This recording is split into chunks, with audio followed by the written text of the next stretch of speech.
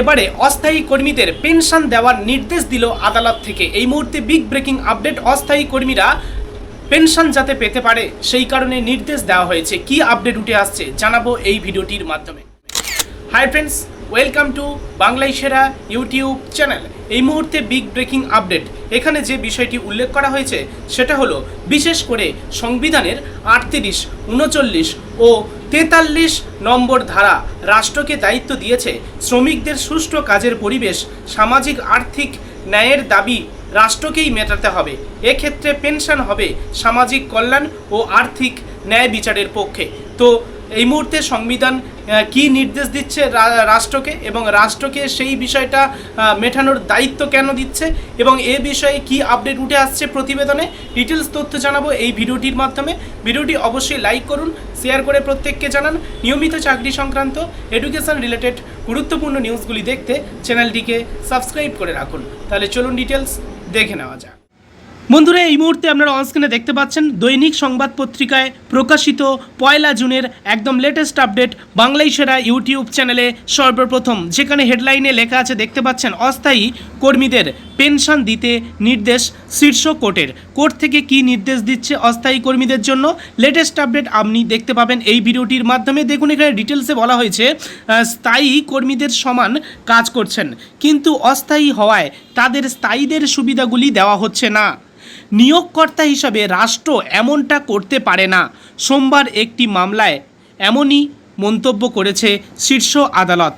এ ব্যাপারে পাটনা হাইকোর্টের একটি আদেশ এদিন খারিজ করে দিয়েছে শীর্ষ আদালতের বিচারপতি সঞ্জয় কারোল ও বিচারপতি এজি মহিষের বেঞ্চ।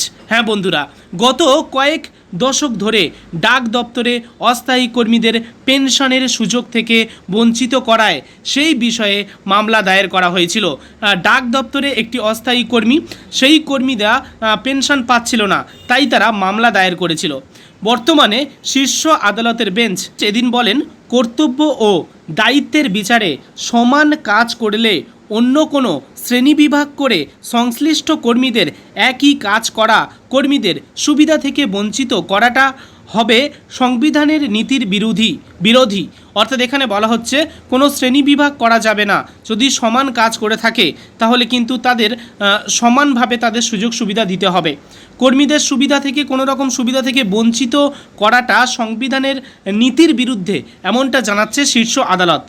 এখানে পরবর্তী জানা যায় যে বেঞ্চ থেকে এটা বলা হয়েছে, যেসব কর্মী অনেক দিন কাজ করছেন তিনি ক্যাজুয়াল বা অস্থায়ী যাই হন না কেন, ক্যাজুয়াল হন বা অস্থায়ী কর্মী হন যাই হন না কেন, বিশেষ করে যাদের স্বীকৃত মর্যাদা দেওয়া হয়েছে তাদের সামাজিক নিরাপত্তা ও পেনশনের সুযোগ থেকে বঞ্চিত করা যাবে না।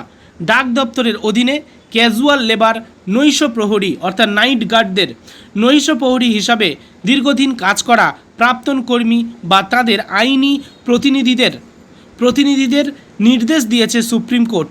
এই মুহূর্তে কি নির্দেশ দিয়েছে? পেনশন ও অন্যান্য সুবিধা 3 মাসের মধ্যে হিসেব করে মিটিয়ে দিতে হবে। হ্যাঁ বন্ধুরা, পেনশন ও অন্যান্য সুবিধা 3 মাসের মধ্যে হিসেব করে মিটিয়ে দিতে হবে।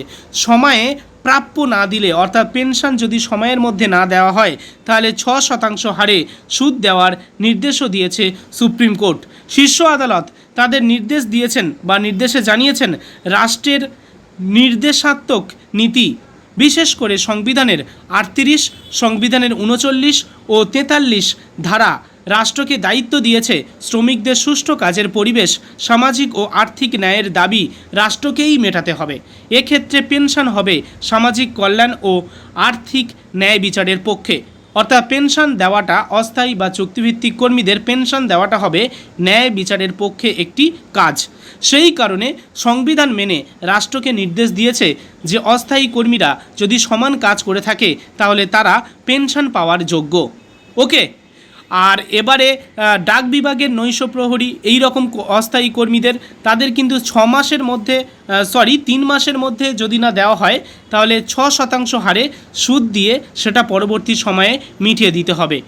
তো এই মুহূর্তে বিগ ব্রেকিং আপডেট, যারা ক্যাজুয়াল স্টাফ বা অস্থায়ী কর্মী আছেন তাদের পরবর্তী সময়ে এই নিয়মটা অন্যান্য পোস্টের ক্ষেত্রেও লাগু হয়ে যেতে পারে। তো যাই হোক, এই মুহূর্তে আদালত যে নির্দেশ দিয়েছে অস্থায়ী কর্মীদের জন্য সেটাই আপনাদের কাছে পৌঁছে দিলাম। ভিডিওটি কেমন লাগলো জানাবেন। পরবর্তী আপডেটগুলি দেখতে চ্যানেলটিকে সাবস্ক্রাইব করে রাখবেন। ধন্যবাদ।